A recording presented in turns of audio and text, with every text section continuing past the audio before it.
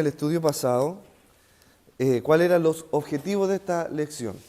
Siempre uno cuando va a estudiar un tema de la Escritura, un tema específico, tiene que tener ciertos objetivos claros, ¿ya? Un objetivo claro. Entonces vamos a tener 4 objetivos en esta lección. El primer objetivo es entender la naturaleza de la oración. Y cuando hablamos de la naturaleza de la oración, estamos hablando del propósito, el para qué, en qué consiste la oración, cuál es su finalidad, qué es lo que es y qué es lo que no es. Segundo, es la práctica de la oración. ¿Cómo debo yo realizar la oración? Ponerla por obra, la práctica. ¿Cómo yo practico la oración de una manera correcta? El tercer objetivo es que obviamente es la lucha en la oración. Existe un conflicto en nuestra oración, un conflicto intelectual, un conflicto emocional y un conflicto en nuestro propio cuerpo, ¿ya? Que muchas veces tenemos sueño, ¿cierto? Y no queremos orar, por ejemplo. Entonces ahí vemos la lucha de la oración en ese conflicto. A veces también tenemos un problema mental en el sentido de que esperamos que el Señor responda nuestra oración y no nos responde. Entonces hay un tema de duda si realmente el Señor me escucha o no me escucha. Creo que esto no sirve mucho, pero... Y luego obviamente vienen las aplicaciones de la oración, ¿ya? Y cuando abordamos un estudio de la palabra del Señor, siempre es bueno tener también una pregunta en mente. Y la pregunta más básica que nos debemos hacer es, ¿qué es lo que es la oración? ¿Cierto? Y una pregunta compleja, y la vimos en el estudio pasado. La vimos en el estudio pasado. Es esta, mire hermano. ¿Puede mi oración cambiar la voluntad de Dios? ¿Puede mi oración añadir alguna información a Dios que Él no sepa? Son preguntas que de alguna manera nos van a enmarcar cómo vamos a abordar este estudio. Y la tercera pregunta es, ¿cómo luce la vida de una persona que está habituada a la oración? Que está expuesta, ¿no es cierto? Una persona que está expuesta al sol, no creo que sea pálida, ¿no es cierto? Sino que su tez empieza a estar más morena porque está expuesta a la luz del sol, ¿cierto? Que de alguna manera quema la piel. Entonces, ¿cómo luce la vida de una persona que está en oración? Esas son las preguntas. Perfecto, y vimos algunos conflictos respecto a la Escritura, y hay una palabra que cuando nosotros abrimos la Escritura, ¿cierto? Que vimos que el Antiguo Testamento se dividía en 3 secciones. No sé si alguien se acuerda de la primera sección, era histórica, ¿cierto? Después había una segunda sección, y la segunda sección era poética, ¿cierto? Y la tercera sección era profética, ¿cierto? Ese era el Antiguo Testamento. Y en el Nuevo Testamento era algo muy similar. Había una narrativa histórica, que eran los evangelios, ¿cierto? Hasta al libro de Hechos de los Apóstoles, que es una narrativa histórica. Luego teníamos las cartas, ¿cierto? Y también teníamos la profética, que es el libro de Apocalipsis. Es muy similar. Entonces la narrativa histórica, ¿cierto? No lo anoté aquí. Es un relato de Dios haciéndose o demostrándose o revelándose al hombre, a una mente limitada. Imagínense que nosotros, si miramos el universo, nuestra nuestros ojos no logran ver la dimensión o la profundidad del universo. Así de profundo es la mente del Señor. Por lo tanto, nuestra mente limitada no logra entender todos los designios de Dios. Y Él se tiene que rebajar a nosotros, a nuestra mente diminuta, pequeña. Y de alguna manera, por ejemplo, el Señor nos quiere hablar de su protección y usa esta narrativa o algunos ejemplos como, por ejemplo, estamos, como dice el salmista, bajo el abrigo de sus alas, ¿cierto? A la sombra de sus alas. Entonces, ¿el Señor tiene alas? ¿Se fija? Obvio que no. Entonces, lo que está dando a demostrar es que nos está dando a entender por las cosas naturales, así como la gallina bajo sus alas cubre a sus polluelos, así el Señor nos cuida, pero no quiere decir que el Señor sea una gallina y tenga alas. Entonces, una narrativa dándose de un Dios todopoderoso, omnisciente, omnipresente, dándose a entender a una mente limitada.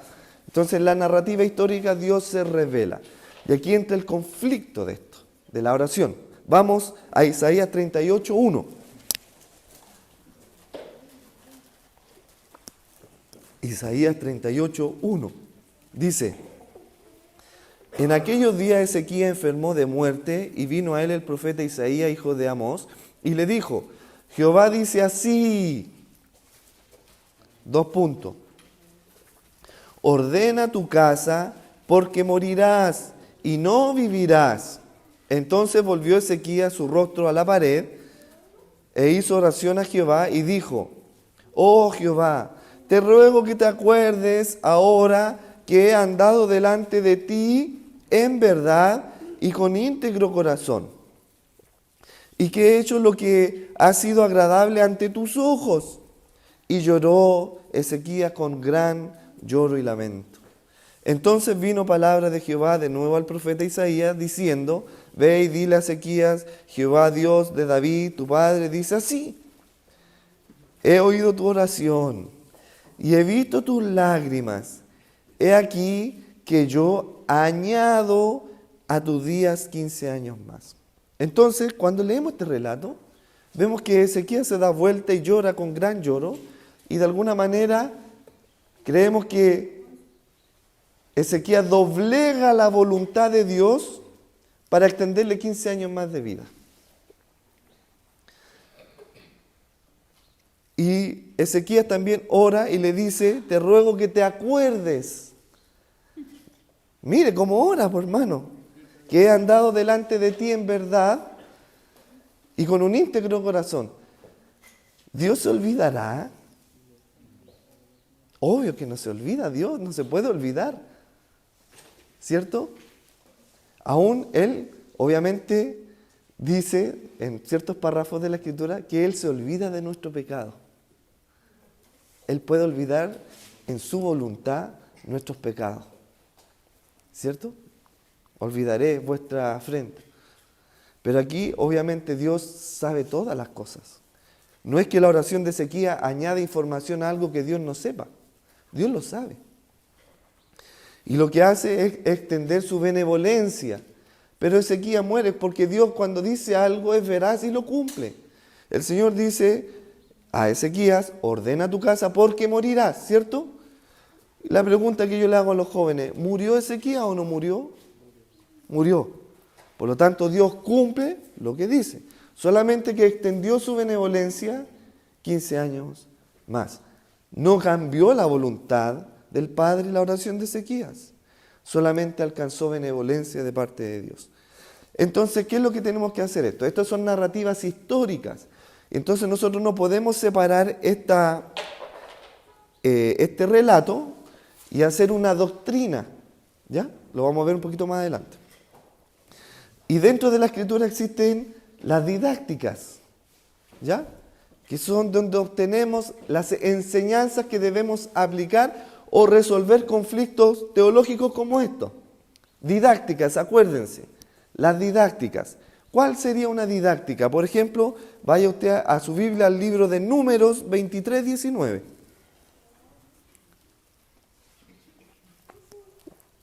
Números 23:19. Fíjese lo que dice ahí. Dios no es hombre para que mienta. Por lo tanto, Dios no es hombre para que mienta, y tampoco no es mentiroso. Ni hijo de hombre, ¿para qué cosa? Para que se arrepienta. Dios no se arrepiente. Entonces lo que pasó aquí con Isaías y Ezequías no es que Dios se haya arrepentido, porque Dios no se puede arrepentir, porque Dios no se equivoca, porque es infalible. Ese es el punto que está en juego. Porque si dijéramos que, bueno, aquí Dios se arrepintió, sería que Dios es falible, pero Dios es infalible, no se arrepiente. Y dice, y dijo, y no hará, habló y no ejecutará. Claro, cuando Jehová habló por medio del profeta Isaías, le dice a Ezequías que va a morir, Él lo va a hacer, va a morir. Y lo que después Él va a ejecutar, dice aquí, y lo que habló no lo ejecutará, y cuando le dice voy a extenderte, también lo va a ejecutar. Pero Dios no se arrepiente, porque así lo dice las Escrituras, porque no es hombre.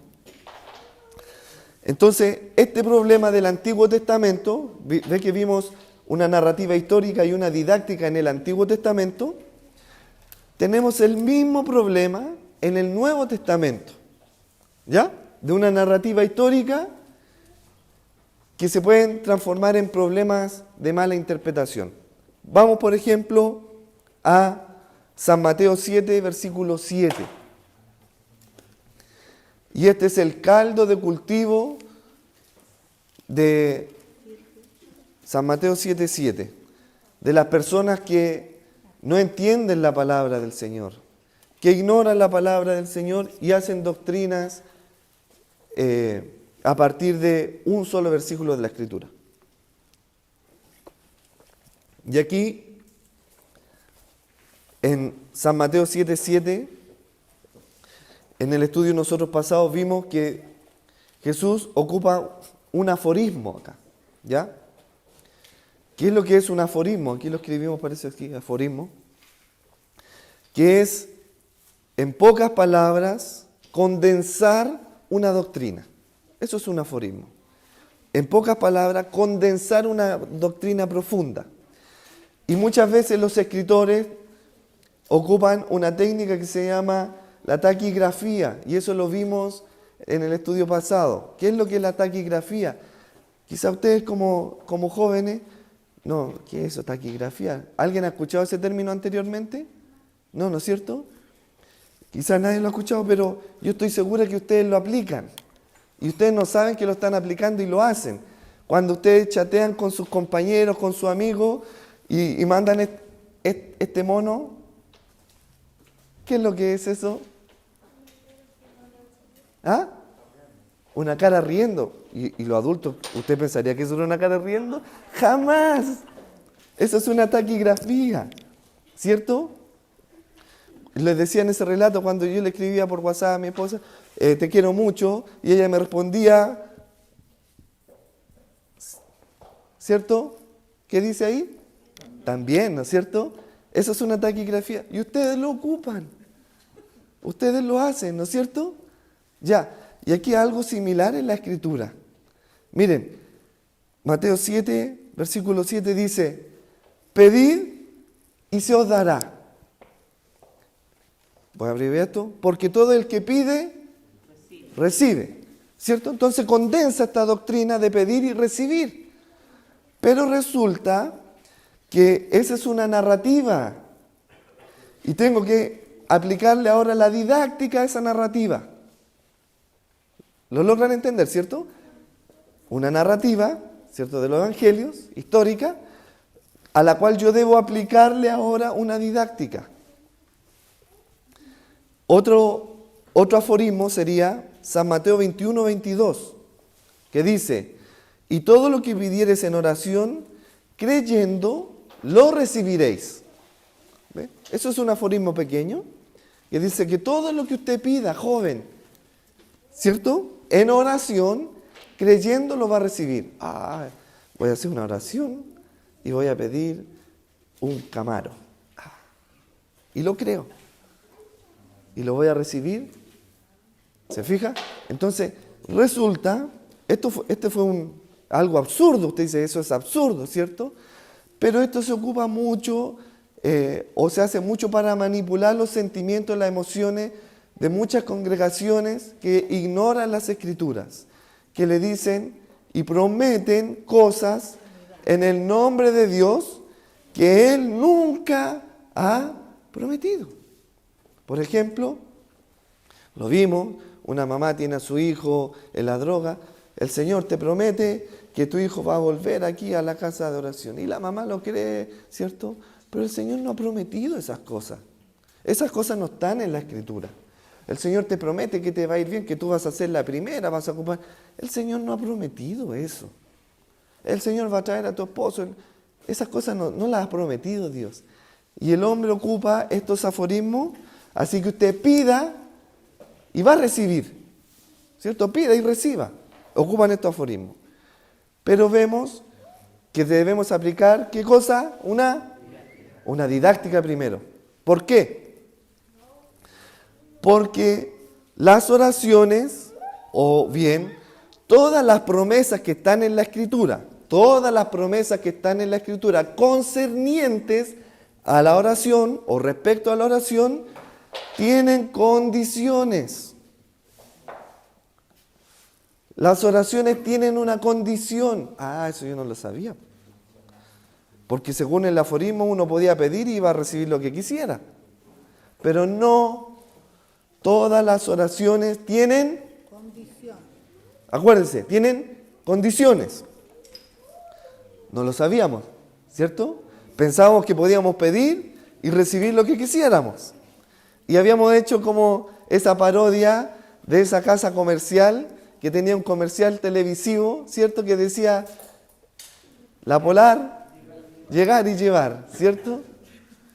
Y creemos que es lo mismo con las cosas del Señor. Pida y reciba. No. Vamos a ver 4 condiciones brevemente. San Juan 14:13.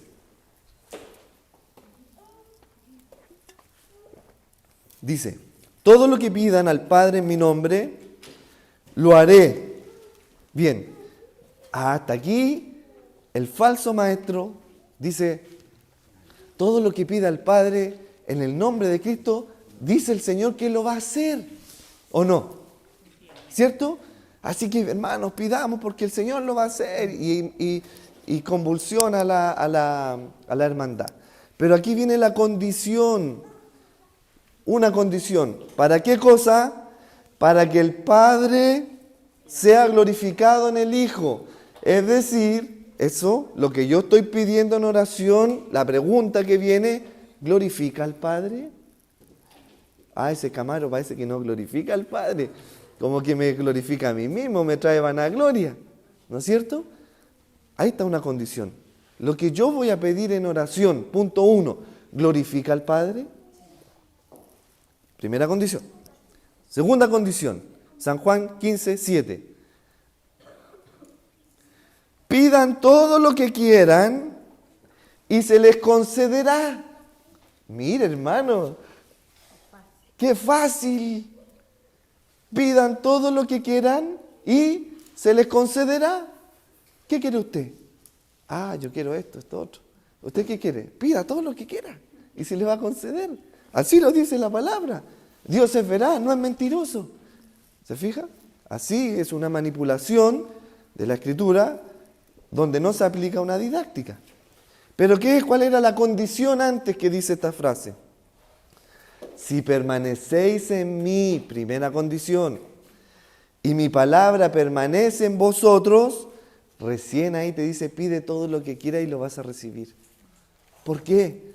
Porque si yo estoy en Cristo y la palabra de Dios permanece en mí, yo he muerto para el mundo, entonces no voy a pedir nada de las cosas del mundo ni de las cosas terrenales porque estoy en Cristo. Y morí para el mundo, para los deseos y la vanagloria de la vida, los deseos de la carne. Por lo tanto, no voy a pedir nada en función de la carne ni de las cosas del mundo. Por eso que el Señor ahora dice, pide todo lo que quieras. Señor, dame sabiduría. Señor, dame humildad. Dame mansedumbre. Los jóvenes, Señor, dame dominio propio. Que pueda gobernar mis ojos. Que pueda gobernar el tiempo libre que tengo. Que no sea esclavo de un sistema. Señor, dame libertad. Esas cosas glorifican al Padre. ¿Pero qué quiere pedir? No, yo quiero una casita ahí en tal lado. O una moto, no sé qué es lo que... O el iPhone 13, no sé. Bueno, después cuando veamos este video se van a reír porque va a haber quizás otro teléfono más futurista, qué sé yo. Tercera condición. Primera de Juan 3:22. Primera de Juan 3:22 dice: recibiremos de Él todo lo que le pidamos. Oiga, hermano, esto es como espectacular. ¡Qué ofertón! Recibiremos todo lo que pidiéremos de Él. Joven, señorita, el deseo es que usted llene su mente con la palabra para que no le metan el dedo en la boca. Para que no lo engañen. Bueno, ¿cuáles son las condiciones para recibir todo lo que pidamos? Mira, veamos, dice: recibiremos todo lo que le pidamos porque, aquí está la condición, obedecemos sus mandamientos y hacemos las cosas que a Él le son agradables. Aquí está el problema. ¿Usted obedece los mandamientos del Señor? A duras penas obedecemos a nuestros papás, con mucha dificultad, y queremos obedecer a los mandamientos del Señor. ¿Se fija? Y queremos recibir lo que pidamos.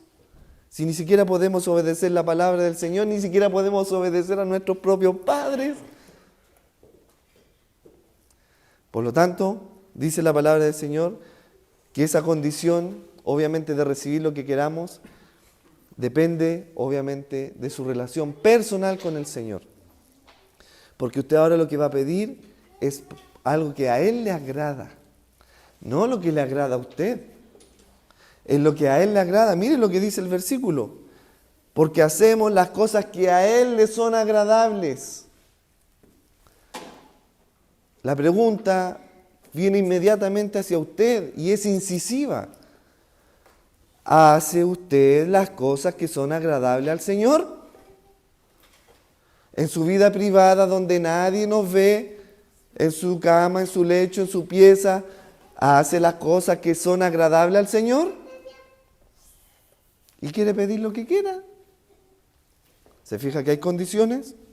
La última condición, primera de Juan 5:14, dice: si pidiéremos algo según su voluntad, Él nos oye, y esta es la confianza que tenemos en Él. Sí, hermano, usted tiene que tener fe y confianza en el Señor, de que lo que le pida, el Señor lo está escuchando. Pero mire lo que dice: según su voluntad, no según la voluntad de usted. Por eso que el Señor enseña: Padre Santo, hágase tu voluntad, no la mía. Que la voluntad de Dios prevalezca por sobre mi voluntad. Esas son las condiciones.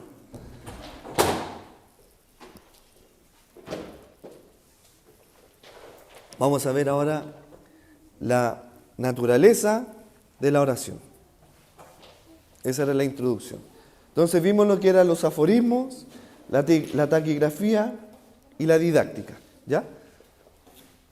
Y ahora vamos a ver la naturaleza de la oración y luego vamos a ver lo que es un acróstico. ¿Alguien sabe lo que es un acróstico? ¿No? Ya. Ahora lo vamos a ver más adelante. Bien, ¿cuál es el propósito de la oración? Número 1, lo vimos, glorificar al Padre. El propósito de por qué usted va a arrodillarse es para glorificar, número 1, al Padre. Y lo dijimos en un ejemplo simple.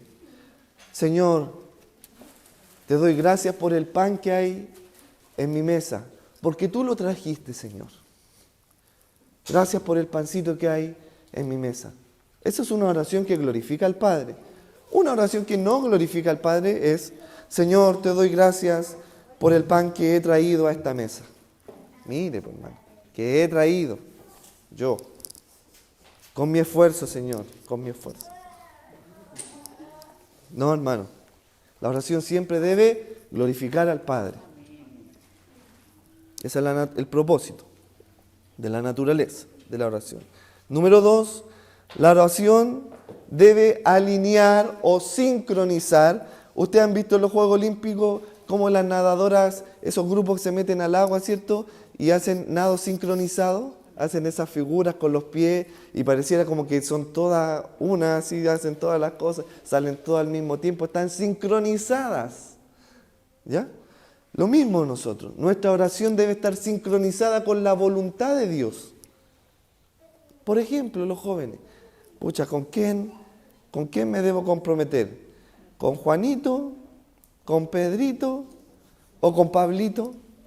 A ver, Capenaneneme tú, saliste tú. No, ese era muy feo. Este otro mejor. Se fija, si yo eligiera en función de mi voluntad y no la voluntad del Padre, sino conforme a mi gusto y no al gusto del Padre, usted se puede estar casando con un pobre hombre. Las mujeres. Es mejor que se case con un hombre pobre que con un pobre hombre. No sé si lo entiende. Si no, después se lo dice, que su papá se lo explique. Entonces nuestra oración debe estar alineada con la voluntad de Dios, diciendo, Padre, como Jesús nos enseña, si quieres pasa de mí esta copa, la copa de ira, pero no se haga mi voluntad, sino que la tuya. Cuando oramos, hágase tu voluntad, lo que estamos haciendo, lo que estamos orando primero, es que la voluntad del Padre se convierta en mi voluntad. La voluntad del Padre se convierta en mi voluntad y que esa voluntad prevalezca en mi oración. ¿Qué quiere decir esto? Voy a orar. Señor, ayúdame en esta situación. No sé si hacer esto, ¿cierto? Pero tu palabra me dice que no lo debo hacer, porque eso me conduce a pecado. Pero igual quiero ir a ese lugar. ¿Qué es lo que está haciendo usted? Usted está yendo contra la voluntad del Padre. Porque el Señor le dice que no debe ir a esos lugares, pero usted igual quiere ir a esos lugares. Entonces, no puede ir usted en contra de la voluntad del Padre. La voluntad del Padre tiene que estar alineada con usted. Y la pregunta, eso lo vimos el domingo pasado, ¿cuál es la voluntad de Dios? No me vayan a coger el hombro. ¿Cuál es la voluntad de Dios? La voluntad de Dios está en la Escritura y es clara. Es muy clara, lo vimos en el domingo pasado. La voluntad de Dios sobre vosotros es vuestra santificación. Es decir, que ustedes se aparten del pecado. Esa es la voluntad de Dios. Por lo tanto, cuando ustedes van a decidir con qué persona juntarse, tienen que ver, ¿me acerca más al Señor o me aleja más del Señor? ¿Esta persona es cristiana o no es cristiana? Porque la Escritura es clara, no unáis en yugo desigual. ¿Voy a hacer la voluntad del Padre o la mía? Bueno, es que igual me gusta, es más bonito que este otro, que es re feo. ¿Se fija? ¿Cuál es la voluntad que prevalece en su vida? Hay un tiempo, chicos, hay un tiempo, hay un momento. Y deben saber esperar ese momento. En el Señor esperar ese momento. Pero no tomar esa decisión en función de lo que a usted le agrada. A los ojos, a mí me agrada este cabrón de la universidad. Pero es más marihuanero. Pero igual es bonito, es que tiene un ojo tan hermoso. Hermano, no, joven, no. Que la voluntad de Dios prevalezca en su vida. Un hombre pobre, sencillo, que un pobre hombre. Estoy tratando de adaptar la predicación a nuestro grupo etario. A mi grupo etario, voy a decir.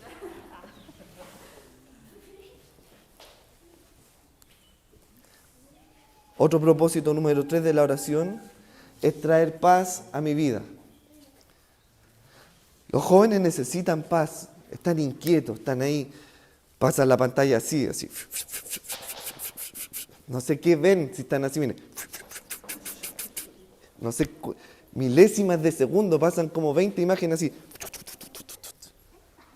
No hay paz en sus corazones. ¿Cierto? No hay paz. No hay dominio propio. Pueden estar, en el estudio pasado, en el domingo, la enseñanza de Efesios era aprovechando bien el tiempo. Los papás que van a examinar los teléfonos de los hijos tienen para ver tiempo en pantalla, ¿no es verdad? ¿Cuánto tiempo en pantalla pasan ustedes? No, yo 1 hora nomás. Mentira. 4, 5 horas. Oiga, si usted pasa las 5 y 6 horas, eso ya es un problema. No, es que yo lo ocupo para estudiar. Bueno, el smartphone se desglosa en cuánto tiempo paso yo en ciertas cosas. En lo estudio 15 minutos. Pero en Facebook, Instagram, Snapchat, no sé, otras cosas, horas y horas. ¿Por qué? Porque no hay dominio propio. Entonces, el Señor nos enseña que cuando oremos al Padre pidamos algo que a Él le agrada. Señor, entonces dígale, dame dominio propio. Y aquí el punto 3 es, trae paz a mi vida. Y mire, dice Filipenses 4:6, dice, por nada estéis afanosos. ¿Qué voy a estudiar? ¿Qué voy a hacer de mi futuro? ¿Con qué me voy a comprometer? Por nada estéis afanosos. Si no sean conocidas vuestras peticiones, Señor, no sé qué estudiar. Abre, ilumina mi mente. No sé a quién escoger. A Pedro, a Juan o a Diego. Ilumina mi mente. Y sean conocidas estas oraciones con ruego y súplica ante el Señor. Y el Señor va a traer paz, dice, a tu corazón que sobrepasa todo entendimiento. ¿Qué quiere decir esto? Al entendimiento del mundo te van a decir, pero ¿cómo escogiste al Diego si Juan es mucho más bonito? Al entendimiento del mundo, Juan era mucho más bonito, pero al entendimiento que sobrepasa todo entendimiento, Diego era mucho más hermoso. Porque tenía un corazón noble, un corazón que amaba más a Dios que a ti. Eso es lo que debes buscar. Alguien que ame más a Dios que a ti. Porque vas a encontrar al hombre y a la mujer segura. Cuarto propósito. Algo que jamás hacemos como hombre o como mujer. Orar para confesar nuestros pecados. Lo único que hacemos en la oración es pedir, pedir, pedir, pedir. El único verbo que me aprendí en inglés, I want. Cuando viajé a Estados Unidos, lo único que necesito es quiero esto, I want, quiero. Para poder de alguna manera obtener las cosas, ¿cierto? I want a food, quiero comida, ¿cierto? Y lo otro que era el otro verbo, I need, necesito. Y es lo que un niño sabe, lo más básico, quiero y necesito. ¿Cierto? Y no salimos de ese estado infantil. Seguimos siendo niños espirituales. Ahora me estoy yendo al otro campo, al otro grupo etario, a los de los adultos. Seguimos siendo niños espirituales. Pedimos, quiero esto otro, pido. Necesito esto, necesito esto. Pero no confesamos nuestros pecados. ¿Sabe? Le mandé el domingo pasado un estudio en la Trini de Luis Contreras y que hablaba de la vida de Daniel. Y sabe que algo que caló en mi corazón y que tocó mi corazón es que Daniel era una persona íntegra, hermano. Ya anciano, casi 80 años, era una persona íntegra. Que vino el ángel, Gabriel, y le dice que él era agradable ante Dios, hermano, Daniel. Y sabe que Daniel empieza el relato, dice, Padre, perdona mis pecados. Hermano, 80 años y seguía pecando. Perdona mis pecados y los de mi pueblo. Esa es una persona íntegra que confiesa sus pecados. Es decir, nosotros nunca vamos a dejar de pecar. pero podemos ser íntegros delante del Señor. ¿Qué quiere decir esto? Que cuando yo peco, vengo a las plantas del Señor y le confieso mi pecado. Para yo arrepentirme, porque la pregunta viene inmediatamente, ¿acaso Dios no sabe lo que usted hizo? ¿Se podrá usted ocultar del Señor? Y cuando viene a confesarle su pecado, ¿acaso le está informando como que Dios, Señor, tú no sabías lo que hice, pero hice esto otro? Y leíamos un libro que también recomendé que dice Manso y Humilde. Ojalá pudieran comprarlo.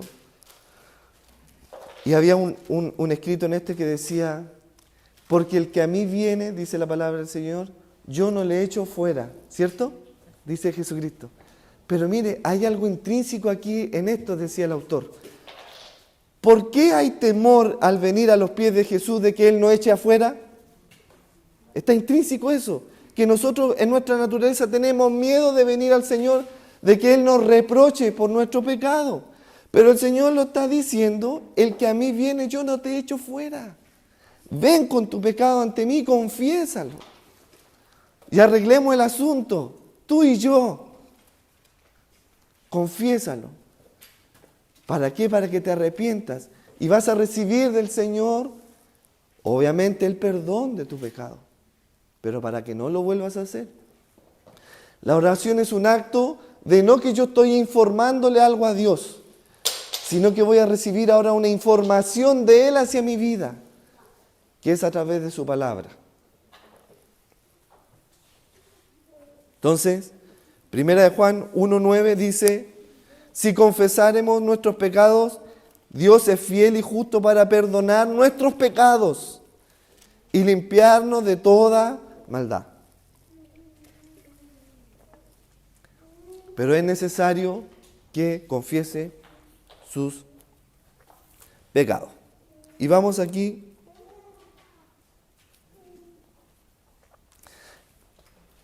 a añadir información a lo que no teníamos en el estudio pasado, a este acróstico, ¿ya? Acróstico, acá está. Y está aquí, forman esta palabra. ¿Alguien la puede leer? Casa, ¿cierto? Y acá este otro acróstico, ASAC, ¿ya? Este es el acróstico del doctor Sproul y este es el acróstico del doctor MacArthur. En esta oportunidad discrepo con Sproul y me quedo con MacArthur. Porque para nosotros es mucho más fácil asociar esta palabra casa que ASAC, ¿cierto? Entonces, casa, ¿qué quiere decir esto? Este acróstico, de alguna manera, vamos a usar las iniciales de cada una de estas letras para tener en mente un conjunto de oración, ¿ya? La primera letra C, entonces vamos a borrar el acróstico de Sproul porque encontramos que MacArthur fue más preciso.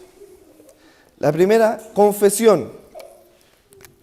C de confesión, ¿cierto? A de adoración. C de súplica. Y A de acción de gracia. Perfecto. Cuando usted se vaya ahora a arrodillar para conversar con el Señor, venga ese acróstico a su mente. Casa. ¿Ya? Casa. Primero, ¿qué? Confesión. Señor, aquí estoy. Harapiento. Sucio. Pecador. ¿Cierto? Confesión. Mis pecados. Mis pecados me separan delante de ti. Tengo miedo de venir a ti, ante un Dios santo. Vengo en arrepentimiento. ¿Cierto? Sé que tú no me echas fuera, porque yo soy tu hijo. Hermano, hermoso, cuando el padre y el hijo pródigo, el padre corrió a donde el hijo. No lo echa fuera. Adoración. Reconozco, Señor, que tú eres eterno, tú eres santo. No hay nadie como tú, fuera de ti no hay nada. Eres hermoso. Si puedo ver las aves, los peces de colores, ¿cuán más hermoso eres tú, oh Jehová? Adoración, súplica. Recién aquí, hermano, mire, recién aquí entra usted con sus peticiones. Pero ¿qué es lo que hacemos nosotros? Esto lo trasladamos para acá arriba y va a sonar zzzz. No está malo, no suena mal, ¿cierto? Entonces la súplica no puede ir primero, porque si no va a sonar el acróstico zzzz, una cosa así. No, va aquí abajo. Aquí usted empieza a suplicar recién de que pues confesó, adoró, suplica. Señor, el joven, el niñito de 2 años está enfermo, Señor. Te suplicamos que usted lo sane, Señor. Tenga de él misericordia, de Santiago. Y acción de gracia. Gracias, Señor. Quizás no recibí lo que yo quería. Y te doy gracias porque quizás me iba a hacer mal. Yo no sabía lo que pedía. ¿Se acuerdan lo que dijimos? Ahora viene la ayuda del Espíritu Santo de Dios. Porque resulta que nosotros, obviamente, no sabemos pedir. Como dice Santiago, vosotros pedís y pedís mal porque pedís para vuestros deleites. ¿Cierto? No sabemos pedir porque pedimos para nuestros deleites. Nos venimos a la súplica. Pedimos mal. Y mire, Romanos 8:26 dice, y de igual manera el Espíritu, ¿cuál Espíritu? El Espíritu de Dios, que mora en cada uno de ustedes, que está en ti. Que está en ti, el Espíritu de Dios que está en ti, dice, nos ayuda en nuestra debilidad, porque somos pecadores, pues, ¿qué hemos de pedir como conviene? Ahí nos está ayudando el Espíritu. ¿Qué es lo que debemos pedir como conviene? No lo sabemos porque somos débiles, pero el Espíritu mismo, dice, intercede por nosotros con gemidos indecibles. ¿Ya? ¿Qué quiere decir esto? Que ahí va el tontorrón pidiendo algo que no le conviene, porque es tontorrón. ¿Ah? O tontorrona. Pero el Espíritu de Dios intercede y le dice al Padre, no le des esto, porque lo va a apartar de tu congregación. No le responda, Señor. Ella realmente, ella no sabe lo que está pidiendo. Ella quiere esto realmente. Y el Espíritu intercede por nosotros. Porque nosotros no sabemos qué pedir, como conviene. ¿Por qué? ¿Por qué razón? 1, porque somos débiles. Y 2, porque no sabemos pedir. Hermano, no sabemos pedir. Pedimos mal. Gracias al Señor por el Espíritu Santo, que no concede todo lo que pedimos. Si se le contara las cosas que pedía, hermano. Bueno, la oración es un acto de comunicación con Dios. Y vamos a terminar con esto. La oración es un acto de comunicación con Dios. Hebreos 4:16 dice que debemos acercarnos al Señor confiadamente, no teniendo miedo de Él. Porque el Señor lo dice claramente, el que a mí viene yo no lo he hecho fuera, sino nos vamos a acercar confiadamente ante el Señor, ante el trono de la gracia, ¿cierto? Para alcanzar misericordia y hallar gracia y oportuno socorro. Si bien es cierto, tenemos este privilegio, hermano, ¡qué privilegio! Bueno, pero ¿qué privilegio tiene que ver la oración? O sea, ¿cómo una oración va a ser un privilegio? ¿Sabe por qué es un privilegio? Porque antiguamente, quizás, esto lo vimos nosotros, vamos a hacerlo rápidamente acá. Lo vamos a hacer solamente para los jóvenes. La Escritura se divide en dos partes, ¿cierto? Eso lo saben los jóvenes, ¿cierto? ¿En qué se dividen? Antiguo y Nuevo, ¿cierto?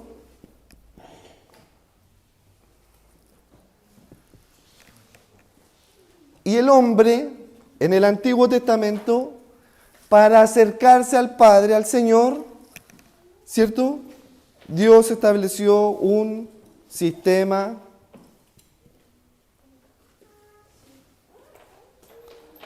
y un medio para acercarse al Señor, que es un sacerdocio levítico.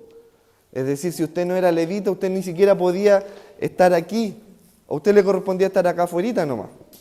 Y ni siquiera podía ver lo que había ahí adentro. A lo más se podía acercar aquí a la puerta a dejar su ofrenda para expiación de sus pecados. ¿Ya? Por lo tanto, usted no era cercano ante el Padre en el Antiguo Testamento, porque había un orden sacerdotal, ¿cierto?, para conversar con el Señor, y demandaba santidad, demandaba consagración. El sumo sacerdote que pasaba por este lugar y iba a entrar al lugar santísimo, tenía que estar consagrado, confesado todos sus pecados, y no solamente los de él, sino también los de su propio pueblo, y recién hacer todo un sistema sacrificial acá afuera, encender los inciensos y todo lo que significa este ministerio, ¿cierto?, para pasar a conversar con el Padre. ¿Y usted cree que el sumo sacerdote iba así, muy seguro? Bueno, aquí vengo yo, como nosotros entramos aquí como Pedro por su casa. Él venía lleno de miedo, lleno de temblor, hermano. Usted sabe lo que, cuando una persona tiembla de miedo, ¿cierto?, tirita entero, porque es una angustia, hermano, es un temor, es un miedo de venir ante la presencia del Señor con temblor y temor. Imagínese esa sensación de que algo le va a pasar, ¿no es cierto?, de angustia apremiante. Así venía el sumo sacerdote, no venía confiado. Pero usted y yo, ¿cómo nos acercamos ahora al Padre? A este mismo. Como dice Hebreo, nos acercamos ahora confiadamente. ¿Pero por qué nos acercamos confiadamente? Porque hubo uno que por usted y por mí hizo un sacrificio perfecto, agradable, una vez y para siempre, derribando estas paredes, 1, 2, 3, 4, derribando todas esas paredes, y nos dio un libre acceso ante el trono de la gracia. Y venimos al Señor, ante su presencia, hermano. ¿Cómo va a venir usted ahora ante el Señor? Antiguamente lleno de temblor, usted debe venir también con un temor reverente, porque usted tan pronto se arrodilla ahí, entra a la presencia del Padre y está desnudo delante de Él. Y lo que debe hacer, el acróstico número 1, lo aprendimos, letra C, confesión, confesar. Letra A, adoración. Letra C, súplica. Y letra A, acciones de gracia. Este es el estudio para el Señor, honra y gloria.